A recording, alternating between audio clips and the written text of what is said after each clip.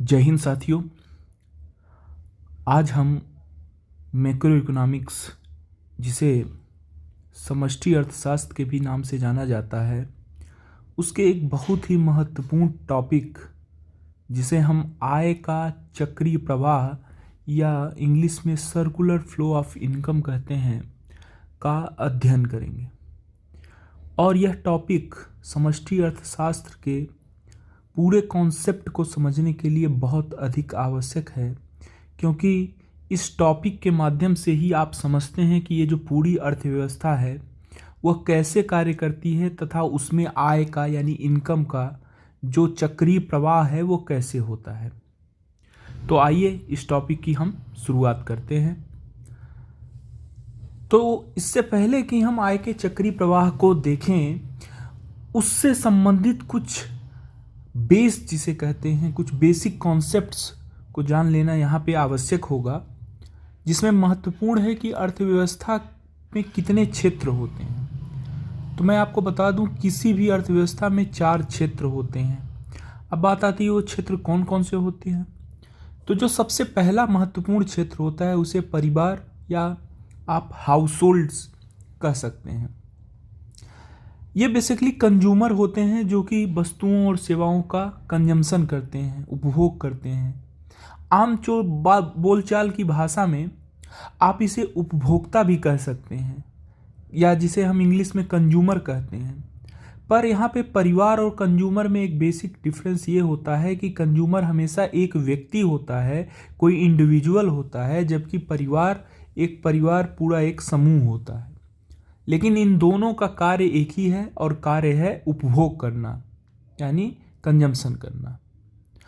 अब हम बात करते हैं दूसरे क्षेत्र की। तो जो दूसरे क्षेत्र हैं वो हैं फर्म्स।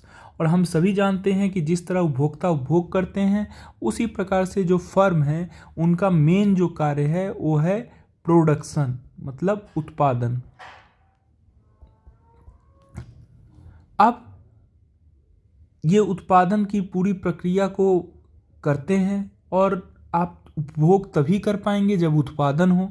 इसलिए यह एक बहुत ही महत्वपूर्ण क्षेत्र है। अर्थव्यवस्था का एक तीसरा भी क्षेत्र होता है जिससे हम आप सभी परिचित हैं, क्योंकि इस क्षेत्र का निर्माण हमारे द्वारा होता है। हम वोट देके इस सरकार को चुनते हैं, और जो तीसरा क्षेत्र होता है अर्थव्यवस्था में वो होता है सरकारी क्षेत्र, या जिसे हम गवर्नमेंट सेक्टर्स कहते हैं। अब गवर्नमेंट सेक्टर का भी एक बहुत महत्वपूर्ण रोल अर्थव्यवस्था में होता है। एक चौथा और आखिरी क्षेत्र भी होता है अर्थव्यवस्था में, जिसे हम कहते हैं विदेशी क्षेत्र या फॉरेन सेक्टर। बच्चों, जैसा कि हम सब जानते हैं कि जो हमारा विदेशी क्षेत्र होता है, फॉरेन सेक्टर, उनसे हम आयात और निर्यात करते हैं, यानी कि हम एक्सपोर्ट और इंपोर्ट करते हैं। ऐसी वस्तुएं जो हमें विदेशों में आसानी से उपलब्ध होती हैं और हमारे देश में उस चीज़ की कमी होती है, ऐसे वस्तुओं का हम विदेशों से आयात करते हैं, मतलब अपने देश में उस प्रोडक्ट या सामग्री को मंगाते हैं, उसे आयात करना कहते हैं, इंपोर्ट। दूसरी ओर हमारे देश में जिन वस्तुओं की अधिकता है या जो वस्तुएं प्रचुर मात्रा में उपलब्ध हैं, उन्हें हम दूसरे देशों में निर्यात करते हैं, और निर्यात करने के फलस्वरूप हमें कुछ भुगतान भी प्राप्त होता है, जो कि किसी अर्थव्यवस्था के लिए बहुत अच्छा माना जाता है। यहाँ पे बच्चों मैं 2 कॉन्सेप्ट और आपको बताना चाहूँगा। एक कॉन्सेप्ट है आपका खुली अर्थव्यवस्था। तो जिस अर्थव्यवस्था में ये चारों क्षेत्र रहेंगे उसे हम कहेंगे खुली अर्थव्यवस्था। लेकिन सपोज दैट आप थोड़ी देर के लिए सोचिए कि कोई एक ऐसा देश है जहाँ पे सिर्फ ऊपर के ये जो 3 क्षेत्र हैं वही हैं, चौथा क्षेत्र अब्सेंट है, मतलब उपस्थित नहीं है। तो ऐसे स्थिति में ये जो चौथा क्षेत्र है जो कि अनुपस्थित है, ऐसी अर्थव्यवस्थाओं को हम कहते हैं बंद अर्थव्यवस्था। यानी कि ऐसी अर्थव्यवस्था जिसका विदेश के साथ कोई संबंध न हो, कोई किसी प्रकार का आयात निर्यात न हो, कोई आर्थिक संबंध न हो, ऐसे अर्थव्यवस्था को हम कहते हैं बंद या क्लोज्ड इकोनॉमी। और वर्तमान परिवेश में आपको ऐसे देश देखने को बहुत कम मिलेंगे जो कि बंद अर्थव्यवस्था के अंतर्गत आते हों। यदि आप बंद अर्थव्यवस्था के कुछ उदाहरण देखें तो आप कह सकते हैं कि एशिया ही महाद्वीप का एक देश है, आप सब जानते हैं, नॉर्थ कोरिया। तो आप कह सकते हैं कुछ सेंस में कि वहाँ की इकॉनमी क्लोज्ड है, वरना वर्तमान जो हमारा आर्थिक तंत्र है उसमें शायद ही आपको दुनिया का कोई ऐसा देश मिलेगा जो कि बंद अर्थव्यवस्था के अंतर्गत आता हो। हमारी भारतीय अर्थव्यवस्था भी एक पूर्णतः खुली अर्थव्यवस्था है जिसमें ये चारों क्षेत्र मौजूद हैं। अब चारों क्षेत्रों की जानकारी हो लेने के बाद हम आय के चक्री प्रवाह को देखते हैं। तो आय का चक्री प्रवाह 2 सेक्टर इकॉनमी में भी होता है, 3 सेक्टर इकॉनमी में भी होता है और 4 सेक्टर इकॉनमी में भी होता है। तो प्रारंभ में हम कॉन्सेप्ट को समझने के लिए सर्वप्रथम 2 सेक्टर इकॉनमी में आय का चक्री प्रवाह किस प्रकार से होता है उसे हम देखेंगे। तो जो 2 क्षेत्रीय मॉडल होगा, जाहिर सी बात है उसमें केवल 2 क्षेत्र होंगे और वो 2 क्षेत्र ऊपर के होंगे, यानी पहला परिवार या जिसे हम कंज्यूमर भी कहते हैं, उपभोक्ता भी कहते हैं, पहला क्षेत्र वही होगा परिवार। और एक दूसरा भी क्षेत्र होगा, क्योंकि जब 2 क्षेत्र होंगे तभी उनमें संबंध होगा। तो हम सब जानते हैं जो हमारा दूसरा क्षेत्र है वह है फर्म। अब आप ये सब जानते हैं कि जो हमारा परिवार वाला क्षेत्र है वो उपभोक्ता है, उपभोग करता है, और जो फर्म है वो प्रोड्यूसर है, उत्पादन करता है। तो सबसे पहले उत्पादन का कार्य होगा तभी हम उपभोग कर पाएंगे। तो उत्पादन जब भी प्रारंभ होता है तो उत्पादन को प्रारंभ करने के लिए हमें आवश्यकता होती है उत्पादन के साधनों की, और उत्पादन के साधनों का मालिक हाउस होल्ड होता है, परिवार होता है। तो जाहिर सी बात है जो हमारे उत्पादन के साधन हैं वो परिवार से फर्म की ओर जाएंगे। इसीलिए आप देख रहे होंगे जो तीर का एरो का निशान है वो परिवार से कोई चीज जा रही है फर्म की ओर। और कौन सी चीज जा रही है? उत्पादन के साधन। और हम सब जानते हैं कि अर्थशास्त्र में उत्पादन के 5 साधन होते हैं: भूमि या जिसे हम लैंड कहते हैं, श्रम यानी लेबर, पूंजी यानी कैपिटल, साहस मतलब एंटरप्रेन्योर, और संगठन मतलब ऑर्गेनाइजेशन। ये उत्पादन के 5 साधन है। और उत्पादन के साधन परिवार, हाउस होल्ड या उपभोक्ता जो कि हम लोग हैं, हमारे पास रहता है, और फर्मों को उत्पादन करने के लिए इन 5 साधनों की आवश्यकता होती है। उदाहरण के लिए सपोज दैट एक पंखे की उत्पादन करने वाली फर्म है या कंपनी है, तो जब वह उत्पादन प्रक्रिया प्रारंभ करेगी तो सबसे पहले उसे अपने फैक्ट्री या प्लांट खोलने के लिए भूमि की आवश्यकता होगी, और बिना भूमि के वह प्लांट कहीं नहीं खोल सकता। तो पहला जो संसाधन इस्तेमाल में आता है वह है भूमि। उसके बाद उस फैक्ट्री में या उस प्लांट में कुछ हमें श्रमिक चाहिए जो वहाँ पे श्रम रूपी संसाधन उपलब्ध कराएंगे, तो वो हमारे श्रमिक हो गए। इसके बाद हमें पूंजी, अर्थशास्त्र में साधारणतः हम पूंजी का मतलब मशीनों से लेते हैं, तो हमें पूंजी की भी आवश्यकता होगी। और पूंजी के आवश्यकता के बाद हमें साहस या संगठन, इन दोनों में से किसी एक की आवश्यकता होगी। जब जो पूरा उद्यम करने वाला व्यक्ति अकेला होता है, अकेले ही पूरे उद्यम को चलाता है, मैनेज करता है, तो उसे हम साहसी कहते हैं या एंटरप्रेन्योर कहते हैं। लेकिन जब वही एक ग्रुप में कार्य करता है तो हम उसे संगठन कहते हैं। तो इस प्रकार उत्पादन की प्रक्रिया को फर्म द्वारा प्रारंभ करने से पूर्व यह बहुत आवश्यक है कि वह उत्पादन के साधन परिवार से प्राप्त करे। अब चूंकि फर्म ने यह साधन उत्पादन के परिवार से प्राप्त किया है और इसीलिए जो तीर का निशान है वो फर्म की ओर है, तो जाहिर सी बात है इन संसाधनों के बदले फर्म को कुछ भुगतान करना पड़ेगा।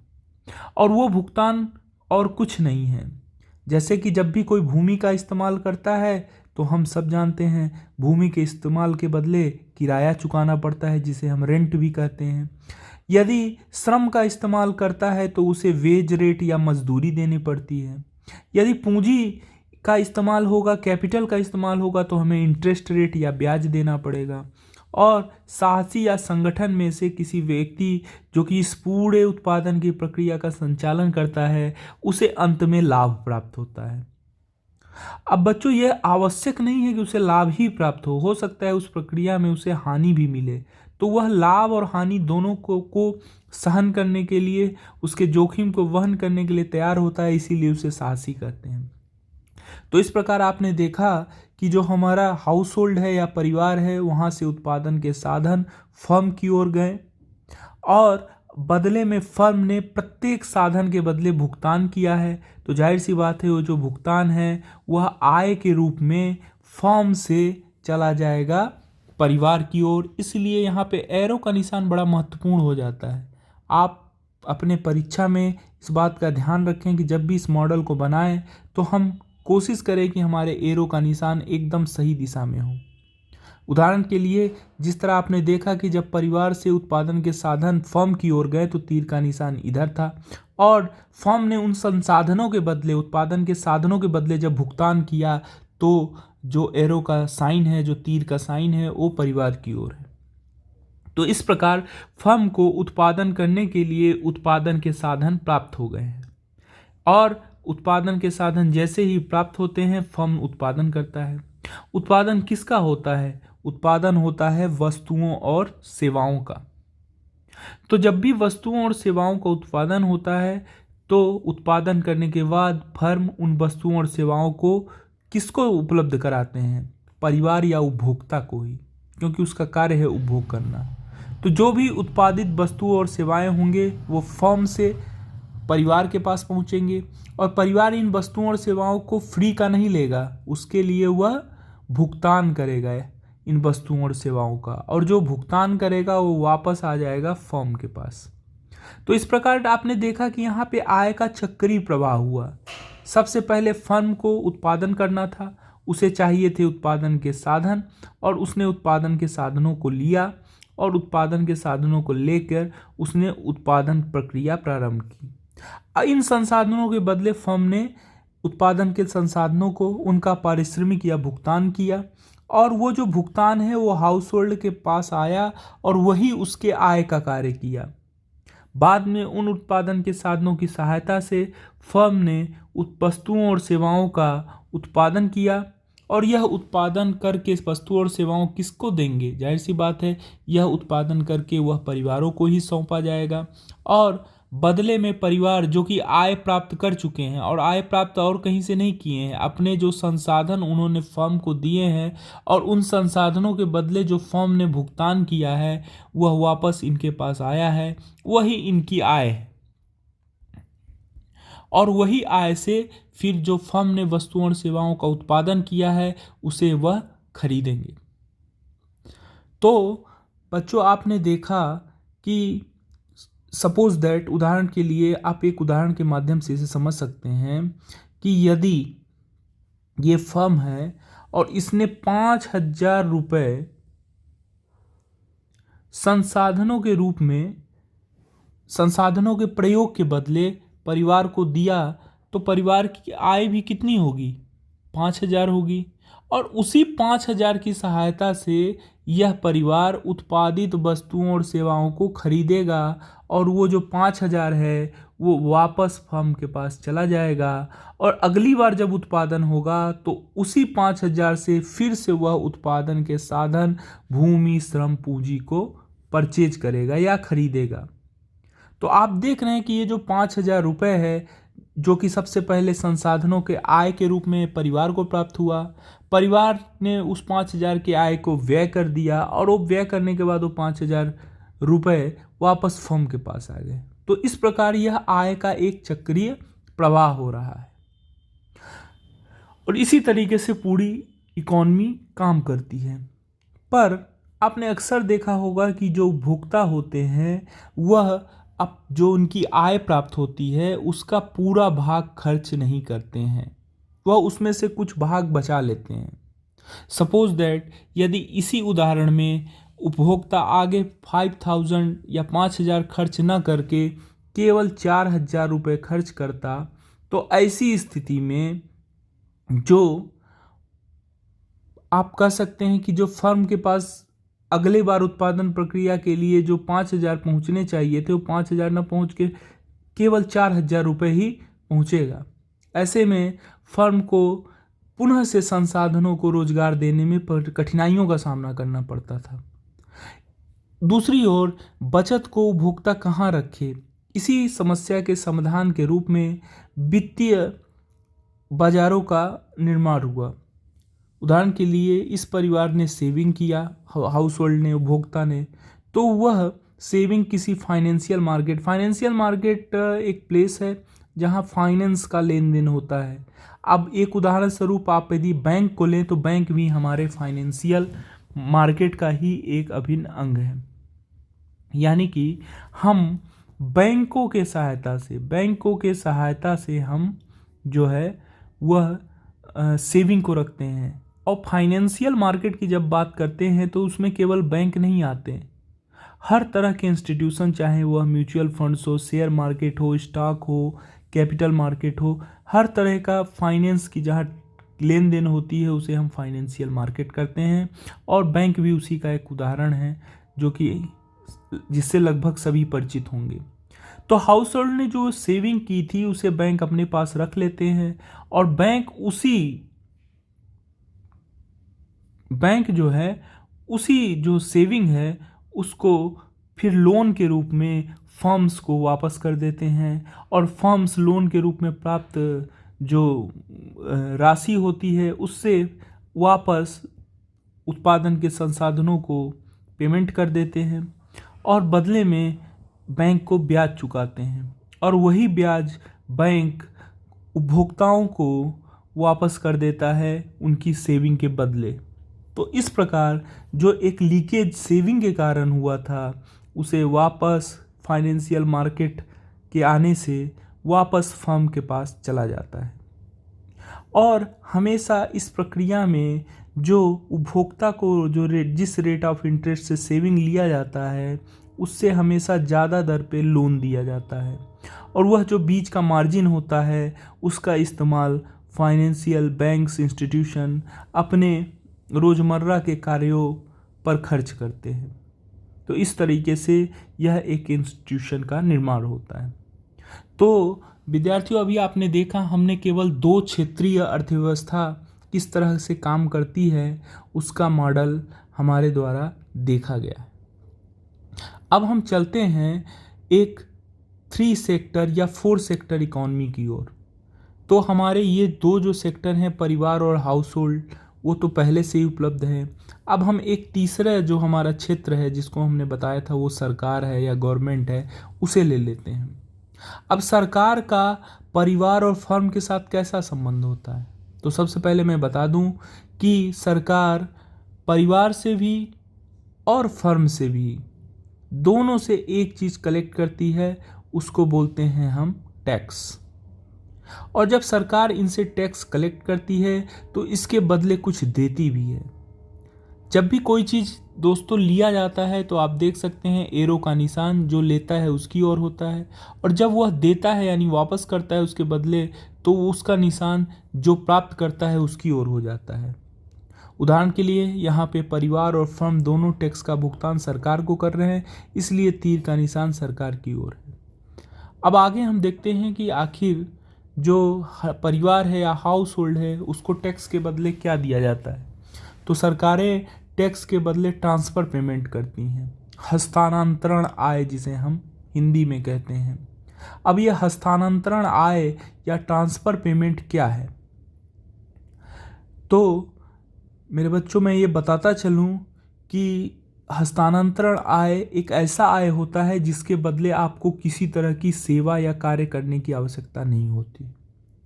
इसका उदाहरण आप स्कॉलरशिप, ओल्ड एज पेंशन्स और जितने तरह के पेंशन्स और सरकारी स्कीम होती है जो कि डायरेक्ट कैश बेनिफिट ट्रांसफ़र करती है उसके रूप में देख सकते हैं।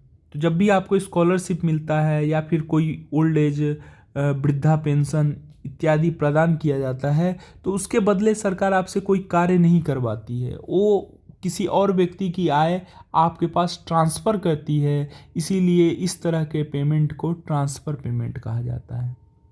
दूसरी ओर जो फर्मों से टैक्स लिया जाता है उसे के बदले भी सरकार को कुछ देना होता है, और वह है सब्सिडी। सब्सिडी हमेशा टैक्स का अपोजिट समझा जाता है, क्योंकि जहाँ टैक्स में फर्म से कुछ लिया जाता है, वहीं जब सब्सिडी सरकार प्रदान करती है या अनुदान, तो उस स्थिति में फर्म को वह भुगतान करती है राशि, जिसके कारण फर्म्स को लाभ होता है, क्योंकि वह कम रेट पे अपने वस्तुओं और सेवाओं को बाजार में बेचते हैं। तो इस तरह सरकार का काम के बहुत ही सिंपल है। यदि आपने दो क्षेत्रीय मॉडल को समझ लिया तो सिर्फ दोनों से जहाँ तक लेने की बात है, दोनों क्षेत्रों से जो सरकार है वो टैक्स लेती है, और परिवार को जहाँ ट्रांसफ़र पेमेंट प्रदान करती है, वहीं फर्मों को सब्सिडी का प्रदान किया जाता है। अब हम 4 सेक्टर इकॉनमी में चलते हैं, और हम सब जानते हैं जो हमारी जो 4th सेक्टर है, या हम कह सकते हैं चौथी जो क्षेत्र है, वो है फॉरेन सेक्टर या विदेशी क्षेत्र। अब विदेशी क्षेत्र जो है वो परिवार को क्या देती है? Net transfer payment. फिर बात आई तो ये जो ट्रांसफ़र पेमेंट है वो हमारी खुद की सरकार देती है, पर हम जानते हैं बहुत सारे ग्रांट्स, सहायता हमें वर्ल्ड बैंक और विदेशों से प्राप्त होते हैं, जिसके बदले हमें कुछ नहीं करना पड़ता, और ऐसे पेमेंट को हम नेट ट्रांसफ़र पेमेंट यहाँ इसलिए लिखे हैं क्योंकि नेट का अभिप्राय होता है, ज़रूरी नहीं है कि हम केवल ट्रांसफ़र पेमेंट प्राप्त करें, कई बार हम अपने से छोटे देशों को ट्रांसफ़र पेमेंट करते भी हैं। तो हम जितना करते हैं और हमें जितना प्राप्त होता है, उसका अंतर जो होता है उसे हम नेट ट्रांसफ़र पेमेंट कहते हैं। अब इन ट्रांसफ़र पेमेंट्स के बदले हम जो वस्तुओं और सेवाएं विदेशों से खरीदते हैं, तो उसके बदले जो इंपोर्ट आयात होता है, सपोज दैट हम सब एप्पल के आईफोन इस्तेमाल करते हैं, तो वो जो एप्पल का आईफोन है हम जानते हैं वह एक अमेरिकी कंपनी है, तो जब हम उनसे वस्तुओं को लेंगे तो बदले में हमें कुछ पेमेंट करना पड़ेगा, तो यानी कि आयात के लिए हमें भुगतान करना पड़ेगा, और वो जो भुगतान हम करेंगे वह फॉरेन सेक्टर को प्राप्त हो जाएगा। इसी तरह से फर्में भी फॉरेन से एक्सपोर्ट का रिसिप्ट्स, मतलब हमारे देश की कंपनियां जब विदेशों में सामान भेजेंगी तो उनको एक्सपोर्ट का रिसिप्ट प्राप्त होगा, लेकिन जब वो विदेशों से बनाई गई सामान को इस्तेमाल करेगी तो उन्हें भी इंपोर्ट के का पेमेंट चुकाना होगा। तो इस तरीके से यह हमारा एक 4 सेक्टर इकॉनमी है जो कि पूरा काम करता है। एग्ज़ाम में आपसे जब भी 2 सेक्टर का पूछे तो आप केवल 2 सेक्टर का मॉडल बनाएं। जब भी आपसे ये कहा जाए कि आपको एक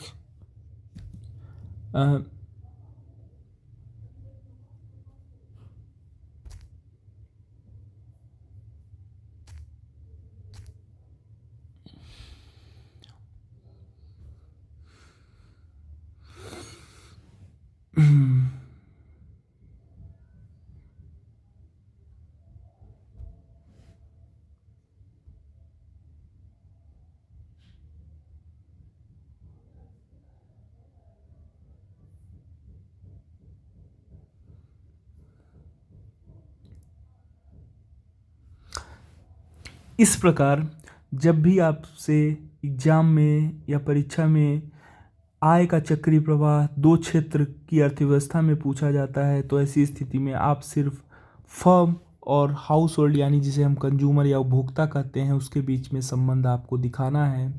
जब 3 सेक्टर इकॉनमी के बारे में पूछा जाएगा तो ऐसी स्थिति में आपको सरकार को शामिल कर लेना है, और आपका जो मॉडल है वो 3 सेक्टर इकॉनमी के लिए तैयार हो जाएगा।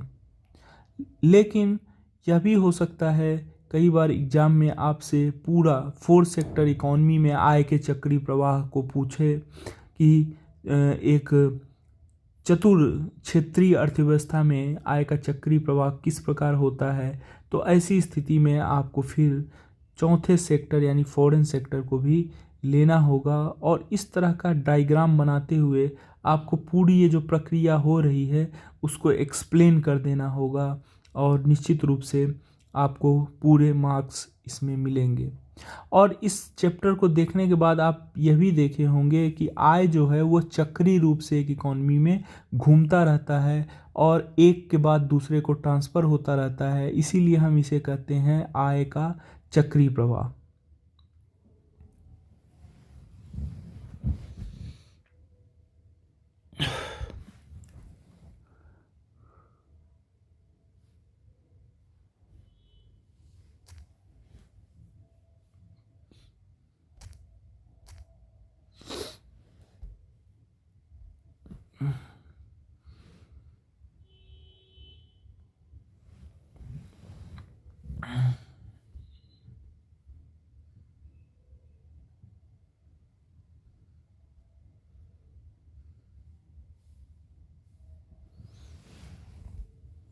यहाँ पे एक बात और महत्वपूर्ण है जो आप सबको देखना चाहिए।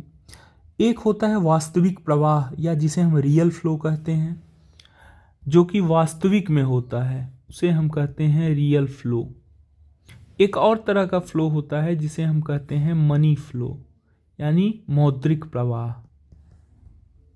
तो यहाँ पे जो हरे कलर में बना हुआ है वो वास्तविक प्रवाह है, रियल फ्लो। क्यों? क्योंकि हम जानते हैं कि भूमि, श्रम, संगठन ये सब रियल में फर्म को प्राप्त होते हैं। तो उसी प्रकार से वस्तुओं और सेवाएं भी हमें वास्तविक रूप से प्रदान की जाती हैं, लेकिन इसके बदले जो भुगतान होता है किराया, मजदूरी, ब्याज और लाभ के रूप में, वो हमेशा मुद्रा के टर्म में होता है, इसीलिए इसे हम मौद्रिक प्रवाह कहते हैं।